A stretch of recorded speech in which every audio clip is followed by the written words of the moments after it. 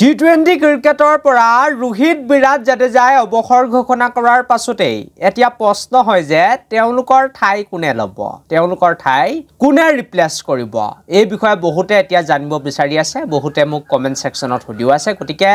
মই ভাবিলো যে ইয়াৰ ওপৰত এটা ভিডিঅ' হ'ব লাগে ৰোহিত বিৰাট জাদেজা এই তিনিগৰাকী খেলুৱৈটো টি20 ক্ৰিকেট এৰি দিছে ইতিমধ্যে অৱসৰ ঘোষণা কৰি দিছে গতিকে তেওঁলোক তিনিজনৰ ঠাইত এতিয়া কোন ভাৰতীয় উঠি অহা মই বা কোন ভাৰতীয় নতুন প্ৰতিভাই স্থান পাবলৈ গৈ আছে বা বেছিকৈ সুযোগ পাব খেলিব প্ৰায় আপোনালোকে মেচ খেলা তেওঁলোকক দেখা পাব এই বিষয়ে আপোনালোকক জনাবলৈ গৈ আছো ৰোহিত বিৰাট জাদেজাক ৰিপ্লেস কৰিবলৈ গৈ আছে এই তিনিগৰাকী বেটাৰে গতিকে আহক এই ভিডিঅটো বহুত বেছি ইন্টাৰেষ্টিং হ'ব কিন্তু তাৰ আগতে ভিডিঅটো এটা লাইক লগতে চেনেলটো এনেকুৱা ধৰণৰ সুন্দৰ খবৰৰ বাবে এতিয়াই সাবস্ক্ৰাইব কৰি ল'বলৈ নাপাহৰিব আৰু মই প্ৰথমতে এটা কথা ক'ব বিচাৰিছো যে ৰোহিত শৰ্মা বিৰাট কোহলি ৰবীন্দ্ৰ জাদেজাৰ দৰে কোনো হ'ব নোৱাৰে বেলেগ এতিয়া যিমানে উঠি অহা নতুন প্লেয়াৰ নাহক কিয় যিমানে ভাল প্লেয়াৰ নহক কিন্তু তেওঁলোকৰ লেভেলৰ আসলতে প্লেয়াৰ হ'ব নোৱাৰে বুলি মই ভাবো বৰ্তমান সময়ত কাৰণ ৰোহিত বিৰাট জাদেজাৰ ওচৰত কিমান বেছি অভিজ্ঞতা আছে সেই অভিজ্ঞতাটো এনি নাহে বহু বছৰ ক্ৰিকেট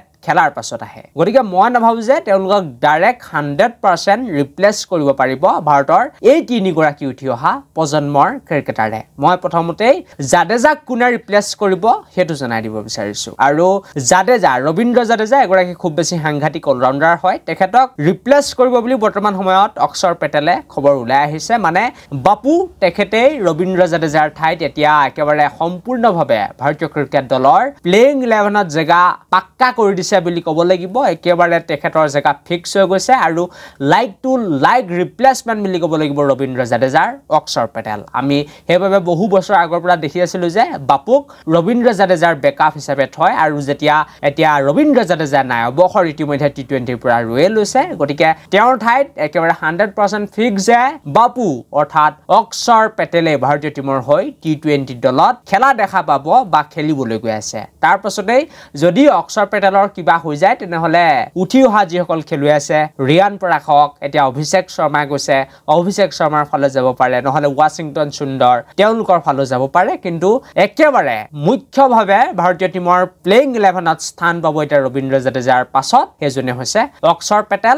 পেটেলৰ দুখ পালেহে বাকি যিসকল এতিয়া নতুন খেলুৱৈ গৈছে তেওঁলোকৰ ফালে বিচিচিআই যাব তাৰ পাছতে আপোনালোক সকলোকে মই জনাই দিব বিচাৰিছো ৰোহিত শৰ্মাৰ এতিয়া ৰিপ্লেসমেন্ট কোন হ'বলৈ গৈ আছে ৰোহিত শৰ্মা আমি জানো এগৰাকী ভাল খেলুৱৈ হয় এগৰাকী ভাল লিডাৰ হয় যে নেকি ভাৰতীয় টিমক টি20 বিশ্বকাপ জিকাইছে যে নেকি ভাৰতীয় ক্ৰিকেট দলৰ ভাগ্য সলাই দিলে গতিকে তেওঁৰ লিখাটো কোনো হ'ব নোৱাৰে কিন্তু তথাপিও ৰোহিত শৰ্মাৰ ঠাইত এতিয়া সুমন গিলে ভাৰতীয় টিমত খেলিব বুলি বৰ্তমান সময়ত একেবাৰে 100% ফিক্স হৈ গৈছে আৰু জিম্বাবৱে সিৰিজত সুমন গিলেই কেপ্টেইন হয় আপোনালোকে তাৰ পৰা অনুমান কৰিব পাৰে যে ৰোহিত শৰ্মাৰ লাইক টু লাইক ৰিপ্লেসমেন্ট এতিয়া সুমন গিলৰ ভাৰতীয় টি20 দলত একেবাৰে জেগা পাক্কা হৈ গৈছে জেগা একেবাৰে তেওঁ ফিক্স কৰি লৈ লৈছে বুলি ক'ব লাগিব তাৰ পাছতে এতিয়া মই আহিব বিচাৰিছো বিৰাট কোহলিক কোনে ৰিপ্লেস কৰিব বিৰাট কোহলি ৰান মেচিন কোহলি তেওঁৰ দৰে কোনো হ'ব নোৱাৰে তেখেতৰ টাইপৰ হ'বলৈ বহু জনম লাগিব বুলি মই কম এতিয়া যিসকল আমাৰ ভাৰতৰ বেটাৰ আছে উঠি অহা গতিকে তেওঁক ৰিপ্লেস কৰিব পৰা বহু কেইগৰাকী বেটাৰ আছে কিন্তু গৌতম গম্ভীৰ যেহেতু আমাৰ ইণ্ডিয়া টিমৰ নেক্সট প্ৰশিক্ষক বা হেড কোচ হ'বলৈ গৈ আছে তেনেহলে দুগৰাকী বেটাৰৰ ওপৰত বা দুগৰাকী খেলুৱৈৰ ওপৰত আটাইতকৈ বেছি এটা গম্ভীৰৰ চকু আছে আৰু এই দুগৰাকী খেলুৱৈৰ ভিতৰতে কোনোবা এগৰাকী খেলুৱৈক একেবাৰে জেগা পাক্কা কৰি দিব নাম্বাৰ 3 পজিশনত হয় নাম্বাৰ 3 পজিশনত একেবাৰে জেগা পাক্কা কৰি দিব যদিও বিৰাট কোহলিয়ে টি20 বিশ্বকাপত ওপেনিং কৰিছিল কিন্তু তেওঁ আগতে নাম্বাৰ 3 পজিশনত খেলিছিল গতিকে নাম্বাৰ 3 পজিশনত এগৰাকী ভাৰতৰ টপ অৰ্ডাৰৰ বেটাৰক ডাইৰেক্টলি জেগা পাক্কা কৰি দিবলৈ গৈ আছে 100% ফিক্স কৰি দিবলৈ গৈ আছে যেতিয়া গৌতম গম্ভীৰ আহিব আৰু দুগৰাকী খেলুৱৈৰ কথা মই কৈছো যে দুগৰাকী খেলুৱৈ ৰেছত আছে গম্ভীৰৰ প্ৰথম